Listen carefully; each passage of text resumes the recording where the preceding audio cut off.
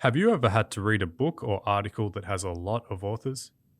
Well, luckily in APA 7th edition, when a text has more than two authors, you don't need to write all of their names for the citation.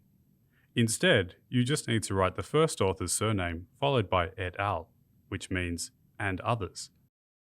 After that, you need to provide the year that the book or article was published, or the date of the most recent update of a web page. Here are a couple of examples.